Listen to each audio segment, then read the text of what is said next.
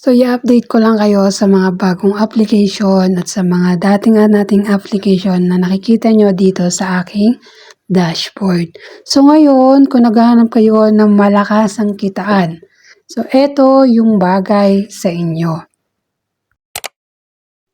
Hello guys and welcome to Erlin's Vlog. So, ito na naman ang panibagong tutorial na kung saan mayroong isang application na malakas kumita kapag malakas din ang loob mo. So, ito ang Meto Apps. So, si Meto po ay, ang task niya ay call, ang task niya ay live, ayan. Isa sa pinakamalakas kumita kapag malakas din ang loob mo, sabi ko nga. Kasi dito ang task ng mga newbie ay nakaka-earn ng 38,500. So, andyan yung pag-verification mo, pag-live mo ng 30 minutes, pag-create mo ng room, ganyan. So, ito naman yung mga regular host na daily task. So, medyo maliit lang. Tapos, dito kay Meto ay only call. Pero ito ay recommend ko sa malakas ang loob. So, ako kasi ay mahina yung loob ko.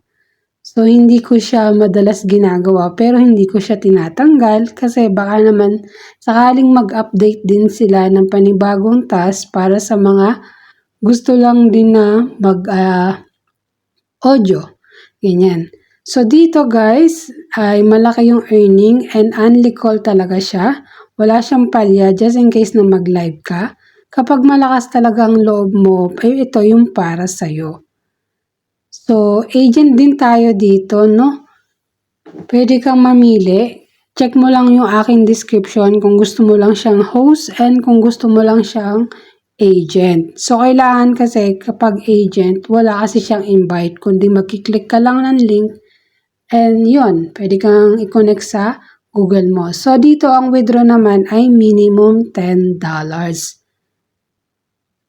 So, ito yun. Naka-fixed verification tayo. And dito ay pwede ka mag-withdraw to USD, ePay, Bank, GCash, and Maya. So, guys, ito na yun. Ito. Ay, kasi ito, hindi ko, tagal ko na yatang i-stock itong mga application. Kung nakikita nyo sa ibang mga video ko, na nandyan pa siya sa bungad kasi tinatry ko na gawin pero hindi ko talaga siya kaya. So, nilipat ko siya sa ibang group. Yung mga group na hindi ko talaga ginagawa. So, download na kayo guys para sa mga malalakas ang loob.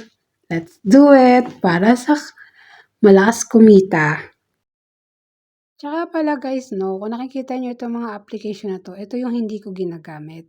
So, kung nakikita nyo dyan, yung YoStar, yung Uhu, tapos yung Rina, sila kasi yung na-expired na yung task. So, hindi ko talaga siya ginagamit. Si Nikki ay wala siyang task sa mga regular host.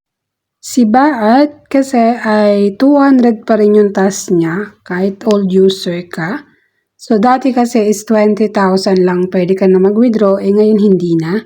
This about naman sa ibang application ay hindi ko talaga literal na nagawa pa.